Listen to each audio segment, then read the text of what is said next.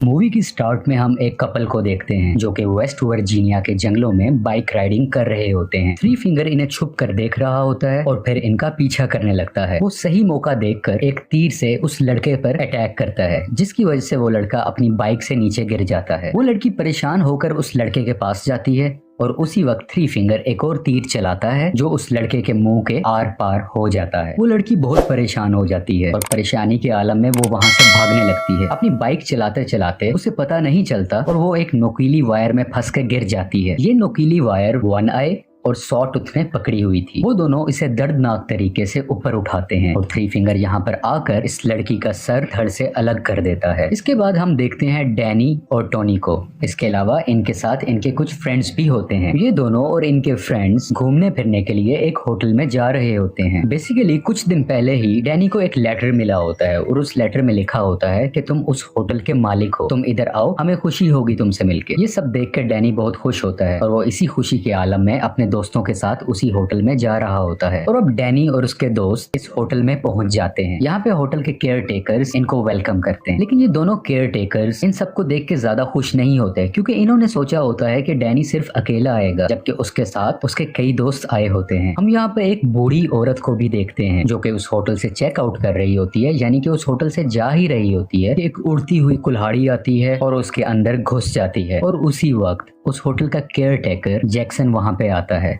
और उस बूढ़ी औरत की गर्दन को पकड़कर मरोड़ देता है, जिससे वो औरत मर जाती है। और इस होटल में चेकआउट होने का ये अंदाज काफी डिफरेंट है, यानी कि होटल में जो भी चेकआउट होना चाह रहा है, वापस जाना चाह रहा है, उसके पास मरने के अलावा और कोई ऑप्शन नहीं होती। दूसरी तरफ डैनी और उसके सब दोस्त उस होटल की एंटीक चीजें देखकर हैरान हो रहे थे क्योंकि वो चीजें बहुत महंगी थी और वो खुश भी थे कि ये सब चीजें डैनी की होने वाली हैं। रात का वक्त आ जाता है और उस होटल का केयर टेकर जैक्सन जंगल की तरफ जा रहा होता है। यहाँ पर वो इन तीनों भाइयों से मिलता है और उनको समझाता है कि तुम्हें उस बूढ़ी औरत को ऐसे नहीं मारना चाहिए था। और उसके अलावा हमें यही भी पता चलता है कि ये तीनों भाई और जैक्सन आपस में सिबलिंग्स हैं, यानी कि ये सारे भाई हैं। और इसके अलावा वो जो दूसरी केयर टेकर थी वो भी इनकी बहन होती है। अगली सुबह डैनी की क्लोज फ्रेंड होटल में जा रही होती है कि उसकी नजर जैक्सन पे पड़ती है जो कि एक जगह पर खून साफ कर रहा था। बेसिकली ये वही जगह थी जहाँ पर उस बूढ़ी औरत को मारा गया था, लेकिन वो जल्दी से बगैर कुछ समझे वहां से चली जाती है। उन दोस्तों में कुछ दोस्त शॉपिंग के सिलसिले में मार्केट आए होते हैं और वहां पर उनकी नजर एक बोर्ड पर पड़ती है जहाँ पे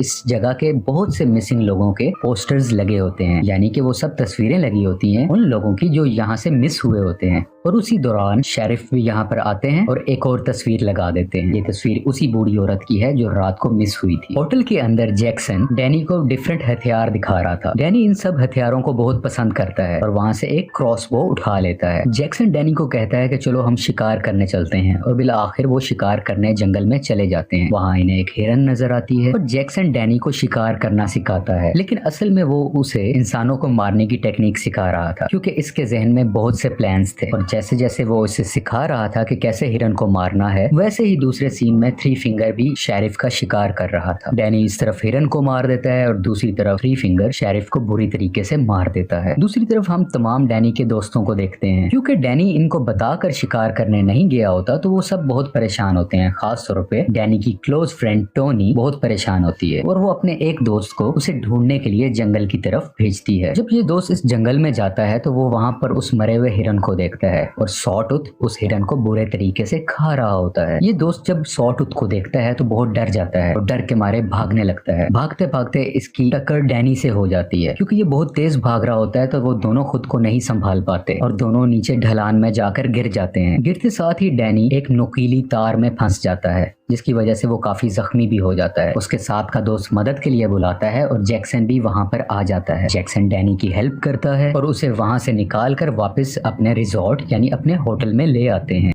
इस होटल की सेकंड केयर टेकर जो कि लड़की है वो डैनी का खून साफ करती है। वो उसका ख्याल करती है, उसको मेडिसिन लगाती है और उसी दौरान डैनी की क्लोज फ्रेंड टोनी भी उस रूम में आ जाती है और वो केयर टेकर सैली वहां से चली जाती है। अगली सुबह डैनी वॉशरूम में होता है और वो अपनी सारी दवाइयां फ्लश कर देता है। बेसिकली डैनी हाइपरटेंशन का मरीज था, यानी कि उसे बिला वजह टेंशन हुआ करती थी और वो इसी मकसद के लिए दवाइयां लिया करता था। लेकिन पिछले दिन ही उसने हिरन का शिकार किया था और आज उसने अपनी सारी दवाइयां फेंक दी, यानी कि उसको किसी की जान लेने में बहुत मजा आया। ये एक्सपीरियंस आज से पहले उसने कभी फेस नहीं किया था और अब शायद इसे दवाइयों की जरूरत नहीं होने वाली। खाने के वक्त वो अपने दोस्तों को बताता है कि अब मुझे ये रिजॉर्ट, ये होटल पसंद आने लगा है और मैं अब यहीं रुकूंगा और इस होटल को मैं चलाऊंगा, इसकी केयर टेक करूंगा। लेकिन बाकी सब लोग यहाँ नहीं रुकना चाहते थे और वो वापस जाना चाहते हैं। डैनी के दोस्तों में 2 दोस्त ऐसे थे जो बहुत लालची थे। अब इन्हें पता था इस होटल में बहुत से एंटीक्स हैं, बहुत सी महंगी चीजें, तो उन चीजों को चुराने लग जाते हैं। इसी तरह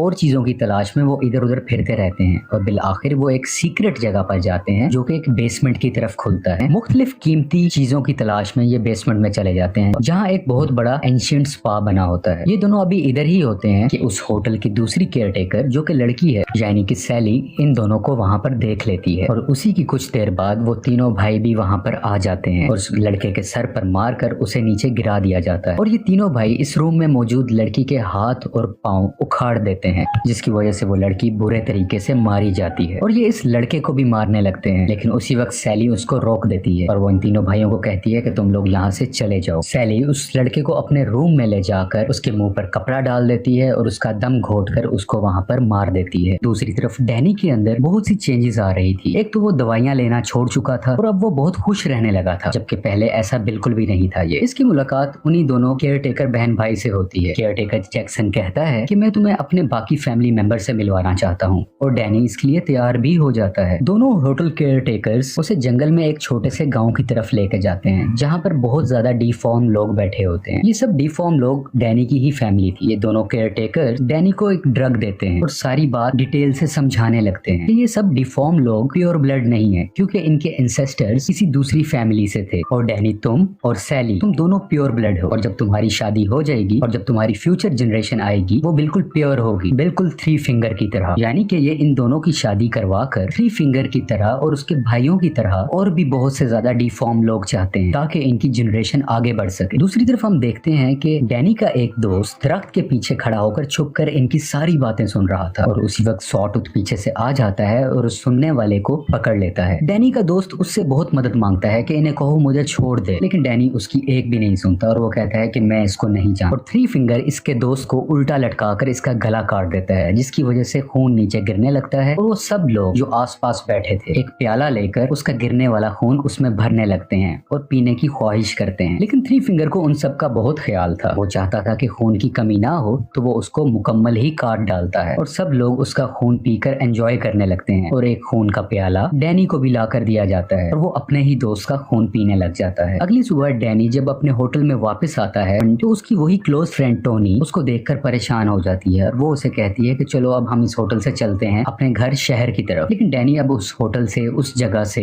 वापस बिल्कुल भी नहीं जाना चाहता था। वो उन सबको कहता है कि तुम लोग यहाँ से चले जाओ, मैं यहीं पर रुकूंगा। और इस वक्त तक डैनी अभी भी ड्रग के ही नशे में है जो रात को सैली ने उसको दी थी। ये सब लोग यहाँ से जाने से पहले किचन में जाते हैं और वहां पर देखते हैं कि एक इंसान इंसानी मांस को काट रहा होता है, उसे फ्राई कर रहा होता है और उसे खा रहा होता है। ये देखकर ये लोग बहुत डर जाते हैं, लेकिन वहां से निकलने से पहले इनकी नजर फ्रीजर में पड़ती है जहां पर इन्हीं के एक दोस्त का कटा हुआ सर होता है, जिसे देखकर ये सब लोग वहां से जल्दी से भागने लगते हैं। ये अभी भाग ही रहे होते हैं कि वो तीनों भाई इनके पीछे पड़ जाते हैं। इन तीनों भाइयों से बचकर कुछ दोस्त तो वहां से भाग जाते हैं, लेकिन एक दोस्त वहां से पकड़ा जाता है। वो उसके मुंह पर एक पाइप सा लगा देते हैं और उसके अंदर पानी भरने लगते हैं। इतना पानी भरा जाता है कि पानी के प्रेशर से उसका पेट ही फट जाता है। अब हम दूसरे दोस्त को देखते हैं जो कि पहले तो 3 फिंगर और उसके भाइयों से बचकर भाग चुका था, लेकिन भागते हुए वो एक बियर ट्रैप में उसका पांव फंस जाता है और वो वहीं पर गिर जाता है। वो अब कहीं नहीं भाग सकता क्योंकि वो फंस चुका होता है और वो तीनों भाई उसको भी पकड़ लेते हैं और उसके सर पर मारकर उसे भी हमेशा के लिए खत्म कर देते हैं। डैनी की क्लोज फ्रेंड टोनी जो कि डैनी को ढूंढ रही होती है, वो वहां से एक गन उठाकर डैनी को ढूंढने लगती है। वो उसी बेसमेंट के स्पा में पहुंच जाती है जहां पर उसे सैली नजर आती है और यहाँ पर इन दोनों की आपस में काफी लड़ाई होती है। बिल आखिर टोनी उस केयर टेकर का मुंह पानी में डाल देती है और अपनी गन उठाकर उसको शूट कर देती है और उसी वक्त डैनी भी वहां पर आ जाता है और अपनी फ्रेंड से सबसे पहले गन छीन लेता है और गोली लगी हुई केयर टेकर यानी कि सैली को जाकर चेक करता है कि उसको क्या हुआ, वो जिंदा है या मर गई। और डैनी अपनी क्लोज फ्रेंड टोनी को कहता है कि यहाँ से तुम भाग जाओ। जब टोनी वहां से भाग रही होती है तो उसी होटल का दूसरा केयर टेकर जो कि जैक्सन है वो उसका पीछा करने लगता है और इन दोनों में आपस में लड़ाई होती है और बिल आखिर टोनी एक चाबी की मदद से उसकी आंखें फोड़ देती है और इतना जालिम तरीके से मारती है कि जैक्सन भी वहां पे मारा जाता है। इससे पहले कि टोनी वहां से भागती, अपनी जान बचाती, डैनी वहां पर आ जाता है